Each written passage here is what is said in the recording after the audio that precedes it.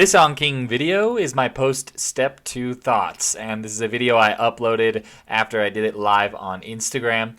Now this is just as a preface to this, these are my own opinions. This is not necessarily a guaranteed formula for success, and then I will mention this in the video, but just to reinforce it, everything that I discuss is not from my official exam. That's in compliance with the testing agreement. If I'm using examples, those are from practice questions and such. All right.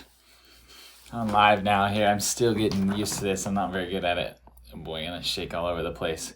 So before I start, and I know there's not a lot of people on here, but just so that I'm officially saying it, anything that I'm discussing in this has nothing to do with my official exam. There's an exam agreement. I'm not gonna violate that in any way. So no specifics of the exam are gonna be discussed. If I'm talking about practice questions, that's practice questions that I did and not actual questions from the exam. So just so that's up front, and I'm not going to answer any questions on that. I know some people probably have step 1 questions as well, and I'm not going to answer those. This will be just post step 2 thoughts. So I took it 2 days ago on Saturday. It was, to be completely honest, a little more difficult than I thought it would be. So, just so you know, however, it was very doable. I feel like I definitely was within at least 10 points of my goal score, hopefully, on the low end. And I feel like it's possible that I got the goal score, but it was also, like I said, is difficult. It's a different kind of test than step 1. So for those of you watching, if you've got questions, feel free to put them in the comments and I will try and address them. But otherwise, I wrote down some thoughts as I got out of the test, what kinds of things I could talk about to be helpful. So the question that someone just asked, can you rank your step 2 sources from most valuable to least valuable, is a great place to start. I used Anki, I used Ambos, and a little bit of Virgilio when I was on my surgery clerkship.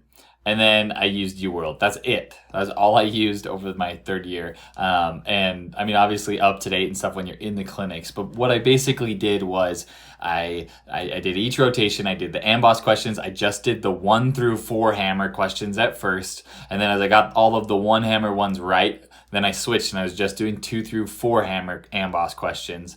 And then I had all the Anki cards done for each rotation. I wasn't doing all of them. I probably did about half of them, but I went through all of them and selected out which ones I wanted to keep, which ones I didn't want to keep. And then as dedicated came around, so I had an elective was my last 4-week block, and I was doing probably 30 questions a day on weekdays throughout that elective. And then I had dedicated, and I was doing 4 blocks from UWorld a day for about 2 weeks is all I had for dedicated. And then I took UWorld 1 practice test, UWorld 2 practice test, and I took the first block of NBME 8, and it was feeling pretty easy, so I stopped. Historically, the NBMEs, as I'm told, are pretty terrible. They're not good at telling you what your score is going to be. Anyway, UWorld 2 is supposedly the best one. So it felt reasonably easy, and I didn't feel like I was learning anything from it, so I stopped taking it because I knew it wasn't necessarily going to tell me where my baseline is anyway, and I was so short on time I wanted to do more UWorld because I felt like that would be a little better for learning-wise. So that's basically what I did content-wise. I think I had 1,700 UWorld questions left, so I didn't finish quite half of it, but it just is what it is. So I did the step 2 deck, and I've made multiple videos on that. I just put one out on how to use it for rotations, so go watch that one if you're wondering how to do it. I also have a video on every single rotation, so go watch those. I won't talk about specifics about those, but it's a great playlist. I made it after every rotation, like every thought I could think of. So in terms of step 2 specifically, it's a long test. It's longer than step 1. You do have to plan your breaks out and stuff. I did it fairly similar to what I did with step 1. So after I took step 1, I made a big video. It's on YouTube. It's 45 minutes long. Literally everything I did for step 1. I spent like 8 hours making that video. So that has like what I did during the actual test day. And I did similar thing for step 2, except I kind of powered through the beginning of it. So I took the first 4 blocks in a row. Then I went out and got a little bit of a drink of Dr. Pepper, and then I went back and did the 5th block, and then I went out and took a 30-minute lunch. And then I did 2 blocks back to back. Then I went and took a break, and then I did a last block. And I was intending to take a break between all of those, but I just felt pretty good. And so that's what I did. Someone's asking last minute recommendations. What would you do? If you're taking it tomorrow, relax. The day before, I was totally relaxed. I didn't do anything other than I'll talk about this in a second. I read 3 Ambos cards, which I do not regret. That was totally worth it. So I would relax the day before and then get like a good lunch and a study plan. Plan out when you're going to do your breaks. For me, it was just nice to power through, and I wanted to do 5 blocks and then lunch because I wanted to be done with more than half of the test when I was taking lunch. And I felt like that was nice. It just better light at the end of the tunnel sort of feeling with that. So anyway, back to the food and stuff. I ate a McDonald's for breakfast, something fatty, really heavy protein, not a lot of sugar for breakfast. And then same thing, I had a lot of protein for lunch. I actually didn't eat that much. And then Dr. Pepper, the caffeine was nice because it's just a long test and it's exhausting. So those are the kinds of things to prepare for. I did have to wear a mask during the exam. Some people asked before if I practiced with the mask, and no, I didn't. Honestly, I'm just so used to it at this point that I just wore it. It wasn't a big deal. So the 3 Ambos cards, and I would recommend this for anybody that's taking step 2. The Ethics Ambos card, which was pure gold for the step 1 exam, and it's pure gold for the step 2 exam. And as people have been hearing recently, there's a lot of ethics on the test. And that's true. A lot of ethics, so do that. The other card I read the night before was it's like safety mechanisms or something like that. It talks about safety and like root cause analysis and things like that when you're like making a medical mistake and how you disclose and things like that. That was really helpful. It kind of goes along with the ethics card. Similar topics. Definitely review that. And then the last card I went over was the biostats card. Super helpful. Definitely would recommend those 3 cards at least the night before. Would probably study them beforehand, but yeah, definitely review those the night before. You'll be glad that you did because it was very helpful. For those of you that are jumping on and see a lot of new people, feel free to drop questions in the and I will do whatever I can to answer your questions. Let's see. Other questions from stores. How long before the exam would you recommend stopping Anki? So I stopped most of my flashcards before dedicated, which was, 2 weeks was not a lot, but I wanted to really focus on practice questions. The only things I kept in there were questions that I had tagged as missed. Like I'd missed them when I was studying for shelf exams or when I was kind of doing that pre-dedicated studying. And I feel like that was fine. I don't feel like keeping those flashcards for an extra 2 weeks would have gotten me a better score at all. And it's nice to have some free time. And when you're doing 4 blocks a day like I was, you're exhausted. So that's what I would do for Anki. And people have been asking, what am I doing now that I'm done with Anki? I suspended just about everything. I have like 5 cards due today. It's great. So I don't think I'm going to keep them in there for step 3, but I will start making my own flashcards as I'm in the clinics on things that I feel like are useful so that I remember those. And I'm also going to make sure that I do not have a 6-month max interval. I'm just going to let it be indefinite. So if my cards come back in 2 years, then great. And that's what I'm going to do from now on. I've been leaning towards that more and more as I've been using Anki over the last few years. Other questions. So, or this is something I wrote down. This isn't a question somebody asked, but when I was taking the test, I realized that the question caliber was roughly the same as You or Ambos, what you'd expect, but the answer choices were weird. And usually the one that I felt like was the right answer was easy to tell, but the other ones I couldn't necessarily say this is not it because they were things I'd never heard of before. So just kind of be prepared for that. Don't let it wig you out, and just kind of have it in your mind that you're not going to pick something that you've never heard of because that's definitely going to be a distractor and a strategy that they have. But otherwise, I feel like 30 of the 40 questions in each block was pretty straightforward. I was able to reason through them very quickly, and it wasn't terrible. The other 10 were difficult. There was a lot more 50-50 guessing on this than there was with step 1. So just kind of an FYI. And then timing is a big deal.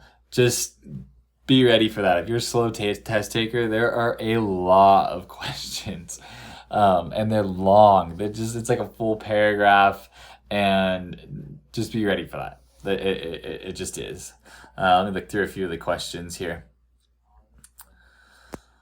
Would you be able to share the deck that I used on step 1 and step 2? Yeah, it's linked on the website. It's linked on Instagram. It's on Reddit. You're more than welcome to go grab that one. Someone's asking, how did I do 4 blocks of UWorld per day? I was getting about 77% every day on UWorld. So I didn't have a ton of wrongs that I needed to review, but I reviewed very quickly. And I woke up at 5 every morning. I busted through like 3 blocks in a row, and then I would go shower, and then I'd take the 4th block, and it was difficult. But yeah, that's what I did. The faster you get through it, stay focused, do those blocks, and then you can go spend the rest of the day reviewing them. And it's exhausting. If you have more time, obviously you can do less, but I just didn't have a lot of time, and that's what I wanted to do. I'm going to Hawaii this week, so I wanted to enjoy my trip. Did I practice doing 8 blocks in one day? I didn't, and I don't think that you need to, honestly. I would do maybe 5 blocks if you're really worried about that, but I feel like I was able to do it, so it's very possible. It is exhausting though. Prometric and masks, I touched on that before. Even if you're fully vaccinated, certain locations will require masks. Other locations, as I understand, will not. Order recommending doing the question banks, UWorld or then Ambos. So Ambos was written for shelf exams. So do that for the shelf exams. UWorld was written for step 2, and then they split it into shelf exams. So, that's my theory. Use Ambos for the shelves, use UWorld for step 2. I feel like you're going to be a lot happier, and I feel like I would use both. If you did UWorld throughout your 3rd year and then you use Ambos and dedicated, totally fine. I think you're going to be just fine. But just as a heads up. Am I going to post after this? Yes, this video will be on YouTube after this. Let's see. Let's see. How do I compare Ambos with UWorld for my preparation? Honestly, I feel like they're both great. Ambos was awesome. I still love them, stand by them. I think they really teach you how to do the test, right? Like how to take a test, how to highlight, what things you should be looking for. And that's important with step 2. So that's why I recommend that versus UWorld is just questions. And the nice thing about Ambos too is that you can filter just to the difficulty that you need. You can get rid of the step 1 or the 1 hammer questions if you feel like you're getting all of them right, which you should be getting all of them right. And that's actually a trick I learned on UWorld. You can go filter each block by what percent most people get them correct. And then you can look and see when 20% of people are getting this question correct, are you missing it? That's okay. But if 80% of people are getting this question correct and you're missing those ones, then you've got a content problem and you need to fix that. Right? So that's something just as you're looking through UWorld to kind of filter and figure out what's your problem and how can you improve. How do you manage back pain for long study hours? Get a nice chair. I just bought this new one because the longer I'm studying and I've got wrist pains and stuff, do it. Get a nice chair, a nice keyboard, a nice mouse, everything. You'll be glad that you did. It's worth it because you're going to be studying for so long. How much time should I spend studying rights versus wrongs? I'm making Anki cards for almost all the stuff I'm not familiar with on UWorld. Is it wise to go such in depth? Fellow IMG here. Well, good for you for trying to tackle this difficult exam.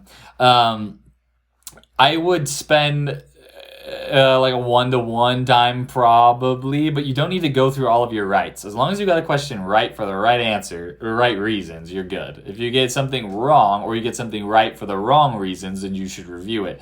And just make sure that you understand most of this is differentiating 2 things. Like you're going to be differentiating neuroleptic malignant syndrome from serotonin syndrome. Right? And there's 1 or 2 key facts in the question that are going to differentiate those 2, and that's what you need to know. And you don't need to memorize every little detail about neuroleptic malignant syndrome. You just need to know what's the difference and how are you going to differentiate it from something else. So when you're studying, think, is this fact or is this flashcard going to help me get the question right on test day? Not, is it going to help me learn a new piece of information? Does that make sense? So that's key because you're so limited on time. That's an important thing. Someone's asking what chair this is. It's Secret Lab. It's a great chair. I love it. It's awesome. Do I think Anki is sufficient for ED cases and post-operative care? The surgery deck is weak, I'll be honest. So post-op stuff, you're probably going to need to supplement a little bit. And ED, I'm not totally sure. It does cover a lot of medicine stuff, which is probably going to overlap a lot with the ED stuff. So, yeah. Let's see. What other questions here? How are you in residency and taking step 2? I am not in residency yet. I'm a 4th year medical student. Just started my 4th year. So, yeah. Do I recommend going through and doing shelf practice MBMEs for extra practice with test day type questions? I mean, if you're finished with Ambos and UWorld, yes. But otherwise, I would put those off to the end because the shelves are a little more specific than step 2 stuff. They overlap a lot, but they definitely are more specific. So that, yeah. In terms of a few of you are asking about step 1 material, there's a lot of step 1 content on step 2 stuff. Like a lot. I'd say 75% of the test is kind of step 1 content, honestly. And then the rest of it is stuff that you've built upon, and now you have this newer step 2 knowledge. So yeah. Let's see, timing of stuff. I kind of mentioned this earlier, but I only had like 3 to 5 minutes left at the end of each block, whereas on step 1 I had like 10 minutes left at the end of each block. And I'm a fast test taker, but if you're not a fast test taker, just be aware of that. It's going to be an issue. Advice for M2 that will hit organ systems directly. Already finished cardio, pulm, hemonc. For an incoming M2, I mean, study hard for step 1. That's going to help you a ton. But if your lectures are covering step 2 stuff, like flashcards in the step 2 deck, then study those. Otherwise, just study for step 1 because it's a lot of stuff and you really want to master it because there's so much overlap with step 2. So that's what I would recommend for that. Someone's asking which practice exam is the most predictive. From what I understand, the MBMEs, the 3 ones that are out, 6, 7, and 8, are not very predictive. They're all under predicting by 10 points or so is what I understand. And for example, on an MBME 8, it's like an 85% is like a 240 or something, which is ridiculous. So you have to get a way high score to get a way high percentage to get a really high score, which I don't think is probably true of the real thing. I guess we'll find out in a month when I get my actual score. But I have heard that UWorld 2 is the best one. UWorld 1 is pretty good, but UWorld 2 is probably the most predictive. So I took that Wednesday, and then I took Free 120 Thursday, and then Saturday. Friday I took off, Saturday I took the actual exam. Now, I would definitely recommend doing the Free 120 very close to the actual exam. There's a lot of rumors out there that the Free 120 has questions like that are almost word for word on the actual test. So based off those rumors, I won't tell you what was on my test, but based off those rumors, I would definitely recommend taking the Free 120. I felt like that was helpful when I took step 1 as well. So definitely do that. Let's look at my notes here. Already doing some step 2 cards because lecture material, awesome. Good for you. How was the biostats in the exam? It's just like you'd expect for step 1. You definitely need to know, the box, sensitivity, specificity, positive predictive, negative predictive. You want to know your attributable risk reduction, relative ratio, odds ratio, that kind of stuff. It's all basics. Definitely need to know all of that. The Ambos card was pretty good. I would go over that. I loved the Boards and Beyond biostats when I was doing that a while ago, so I would recommend that as well. How many 50-50 questions were there compared to step 1? I felt like there was like 5 questions where I was really unsure on step 1, and some of those were 50-50s. I felt like there was maybe 8 to 9 questions a block on step 2. So a few more 50-50 questions. There's definitely some questions out in left field, and just there's nothing you can do about that. They're weird, and like you look at it and I was like, how on earth am I supposed to know this? And just don't let it freak you out. Mark it, answer it, move on. Don't even mark it, honestly, because there's nothing you can do to like think of an answer if you've never studied the topic. But use test taking skills. There was one question on a topic where I had never heard of this. I knew it wasn't 2 of them because they just didn't make sense based off physiology that I understood. But the other 3 were like could go, and 2 of them I was like, wow, these are very similar answer choices. And it doesn't make sense why one would be right and not the other one. So I went with the third one, which didn't make sense to me at all. But I had narrowed down all the rest of it. I went and kind of looked an answer up afterward to see whether I got it right or not. And I did. And I was just using test taking skills on that question. So definitely don't just guess C and move on. I mean, you can definitely do something about those questions. How great is Ambos for CK, and should we take it 1 month before dedicate? Yeah, Ambos was awesome. Like I said, do Ambos for the rotations, so if you have rotations, and then UWorld. But otherwise, I think you're fine to do either of them, to be honest. So a couple of you still asking about ethics, biostats, communications. Do the Ambos card on those sections. That's how you prepare for it. There's a dirty medicine video on YouTube as well that I think was pretty good. I watched for step 1. And some of them are just so hard there's nothing you can do, honestly, because you'll look at it and be like, 3 of the answer choices looks totally right. But you need to know, those 3 Ambos cards go over like how to disclose medical error, what happens with root cause analysis, how do you declare somebody dead, what happens with declaring somebody dead, and who's making decisions on care and things like that. And biostats and ethics, and what happens, physicians in romantic relationships or other conflicts of interest, things like that. All that's important. Child abuse, elder abuse, those are all topics that are definitely going to be covered. And so I would do that. How high do I think I'm going to score? Well, we'll go over that in a month when I get my score back. And I plan on making a full video, just like I did for step 1, and just everything. Everything I did, and as detailed as possible. So I will try and supplement this video with that. Couple step 1 questions. Like I said, I'm not going to answer those right now because we're doing this. I'll look through a couple other ones. How did I prepare different than step 1 studying? Less Anki cards, because you don't have time. And then a lot of it too is you're just kind of reasoning through. I feel like this was more of a reasoning test than a knowledge test. Step 1 is you just memorizing things. Step 2, you kind of have to reason. So there is some test taking strategies and stuff, a little more like the MCAT, where you have to reason through, what are you going to do? But then there are some where you just need to know the algorithm. And that just is what it is. What do you think about mind maps and outlines? I mean, yes, that's great, especially with the algorithm questions. You just got to memorize the algorithm. So however you do that is going to be helpful. If you're drawing it out or whatever, that's going to be the best thing. And then how much do I feel like I learned from rotations versus the practice questions? Honestly, I feel like I learned everything from the practice questions, because I feel like when it was the clinic stuff, very rarely did I learn something in the clinic that I was getting on a test, and sometimes that would even throw me off. So I would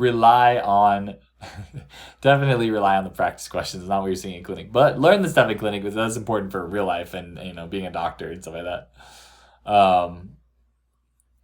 What % of the exam was covered by UWorld? Like I said, 30 of the 40 questions each block was very straightforward.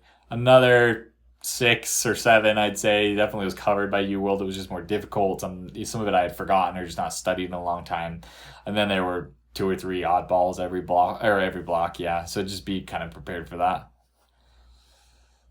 And let's see. Full study schedule and stuff, I'll go over when I make a video. But basically, I was doing 4 blocks a day, for dedicated, which was nothing crazy. And any similarities between step 1 and step 2. Like I said, the questions are very similar. The difference is that step 2 has longer questions. And yeah, I should have spoke about this earlier.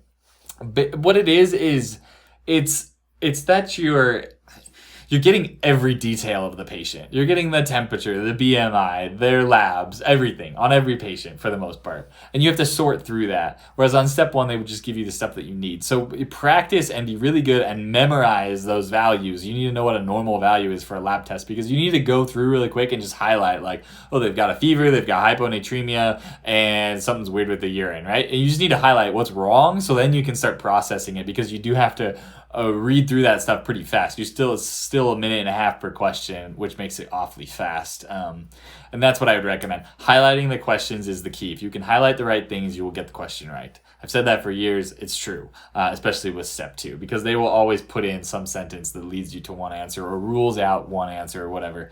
I have a whole YouTube video on how to approach missed questions. I would recommend that if you haven't seen it. I go over really detailed stuff about how I reviewed questions that I missed and made flashcards for them and things like that. Was step 2 more treatment diagnosis oriented? Definitely. I feel like 50% or more of the questions were, what is the next best step in management? So yeah, definitely. There were a few where like, what's the diagnosis or what drug would you give them? But most of them were, what's the best next step? Yep. And how much of the exam was IM versus surgery versus P's, etc. It's pretty similar to how UWorld splits it up. I mean, the majority is internal medicine. There's definitely some surgery, P's, OB-GYN. I feel like those were about the same, and then more internal medicine than everything else. I didn't really get much of what it was like. Oh, it looks like it paused. I didn't get a lot of neuro on there.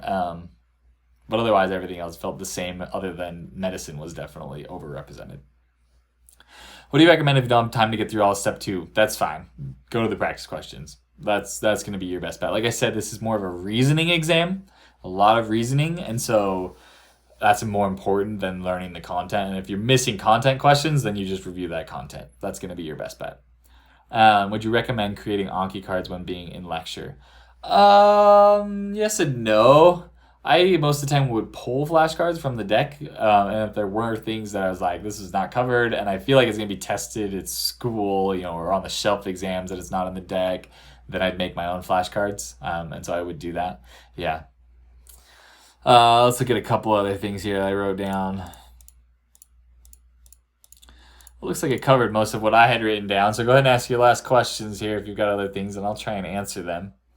Should we unsuspend shelf exams in AnKing for step 2? Yeah, oh yeah, definitely. That's the shelf exams are the step 2 deck, basically, is how that works. Look through the rest of these questions that were submitted earlier. General reflection, looking back on what brought you to this point. That's a deep question. I mean, obviously I wanted to be a doctor, and so here I am. And then I got all the Anki stuff and just happened to make YouTube videos and decided to rely on that for the step exams or shelf exams and the step exams. And so far it's worked out really well. Less stressful too. Practice test versus the real deal. It felt like UWorld 2. I think I mentioned that before. However, I would say UWorld 2, I was getting less wrong per block than I felt like I was getting on the real thing. So it felt like the real thing was a little bit harder, just to kind of prepare. And that looks like I've covered all those pre-questions. So ask away if you have any last questions here before I hop off. Do I find filtered decks more useful than mixing all the cards in random? Absolutely. I made a filtered deck for whatever rotation I was on, and then I made a missed questions deck, and then I made a missed questions just for step 2 specifically once I started UWorld. And it was just really nice to really focus on those things and not forget them. So I would definitely do that. Would you recommend doing Ambos before or after UWorld? Kind of touched on that earlier. Definitely would do UWorld second. Oral exams are the dominant method of teaching in European countries as Italy, where they test you on basically giving a lecture on the topic. So detail-based learning is a bit harder. That is more difficult, and Anki is going to be more difficult there. And I would use the more of a basic style card type for that and kind of have to talk it out and draw it out kind of a thing. That is more difficult. However, the learning is better. There's no doubt about that. Do you have suggestions on how to modulate the use of Anki to accommodate for this? I'm not sure what that's referring to. For oral exams, that's what it is. So, yeah, like I said, I would use the basic card type and less of the closed card type, and really go slower through the cards. Make sure that you're able to actually recall it as opposed to just recognize it. How's my baby? She's so cute. She is adorable and happy as can be, and I just love her, and it's the best being a father. In fact, this is what she gave me. Yoda best dad, right? Anyway, I put up a great Sunday story yesterday, if you haven't seen it already, that is a little bit about her. On the question for filtered decks, doesn't it say that interleaving of topics is better? I just use filtered decks for learning, not reviews. So you're right, interleaving is better. However, the reason I like it is because I can pull out the missed questions and like, this is what I really need to go slow and focus on. And I feel like that helps you learn better, because sometimes at nighttime, especially after like a surgery shift, you're tired. You're just going to flip through those flashcards fast. And if you know, like, hey, I need to go slower on these 20 cards, you're going to. That's why I feel like it's helpful. And I feel like everyone I've talked to that's been doing that also feels like it's helpful. Do you recommend increasing the interval modifier for the step 2 deck? Yeah, I would. I had mine at 140. I feel like if I could go back again, I probably would do 120 or 130% is where I would put it. And thank you so much. Cool, yeah. So I think I touched on all of the questions. Hopefully that was helpful.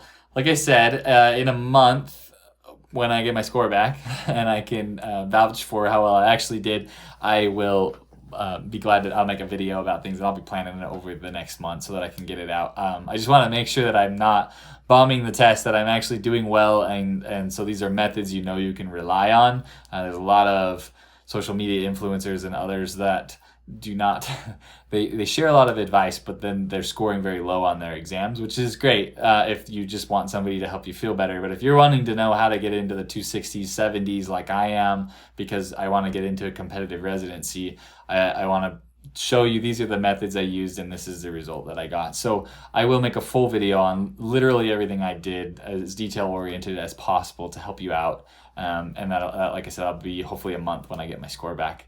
Looks like last question here. Practice. Would you do more practice questions or flashcards? Do more practice questions for sure, especially for step 2.